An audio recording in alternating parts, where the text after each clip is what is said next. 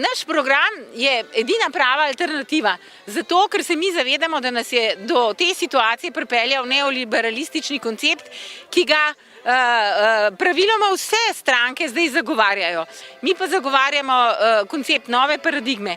To je ne umikati države, ampak krepiti državo, posebej v njenem socialnem delu in v regulaciji, da regulira trg, da ni tako ponorel in tudi finance, finančne tokove. Janković je rekel, ukiniti vse podružnične šole. Mi govorimo ravno obratno. Čim več manjših šol, da se bo lahko dogajal individualen pouk, več odličnih učiteljev, več medicinskih sester v domove za ostarele. Na 180 ljudi pride ena medicinska sestra. Če damo še to v privatne roke, bo na 500 ljudi prišla ena, ker bo zanimil sam profit.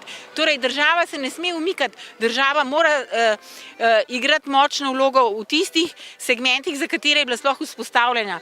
To je za javno blaginjo in javno dobro vseh.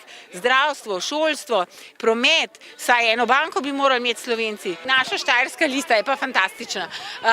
Moram reči, že vseh 11 je enkratnih, to je ena posebna čarovnija, da smo se mi združili. Mogoče sem pa najbolj vesela podpornika, ki bo to listo danes oddal na upravni enoti, to je pa igralec, ki ga izjemno spoštujem kot igralca in kot velikega človeka, Peter Trnovšek. Nisem niti član Gibanja za trajnostni razvoj Slovenije, niti nisem član stranke TRS. Vendar v moji domovini so se morala, poštenje, pravica, resnica posušili.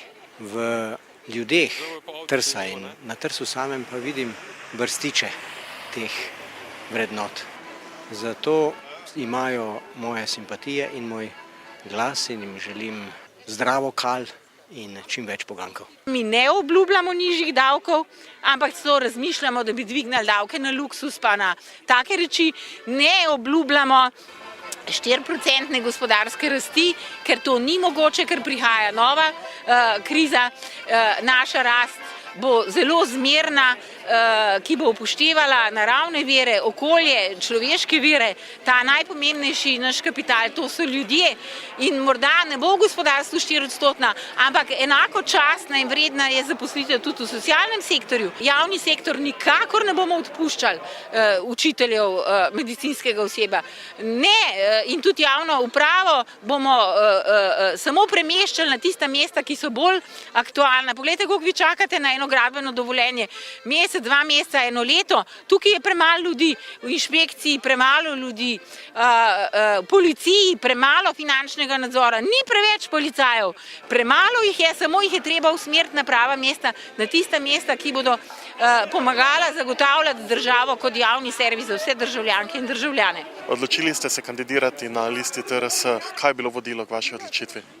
Moje vodilo je bil stavek sedanjega predsednika stranke TRS, in ko je povedal, da je sedanja politika izgubila kompas. Kjer smo se predstavili kandidati, je doktorica Manca Košir povedala tudi nekaj izjemnih misli, in sicer na podlagi naše ustave, kjer piše, da bi morala biti država Slovenija pravna država, socialna država in država blaginje, in nič od tega se ni uresničilo v teh 20 letih. Ker delam v osnovni šoli, vem, da je naša bodočnost naša mladina in želim doseči za svojim delom v skupnem timu, da bi se v naše šole vrnila vzgoja otrok. Se pravi, da učne načrte razbremenimo vsega balasta in vsega tistega, kar nam onemogoča, da bi lahko naši otroci bili deležni tudi ustrezne vzgoje nas, starejših ljudi. Ogromno ljudi podpore imamo, ampak to so večinoma ljudje, ki nimajo več stacionarnega telefona, ker med njimi največ mladih, zato nas ankete niti ne zajamejo, ker naši imajo pač prenosni telefon.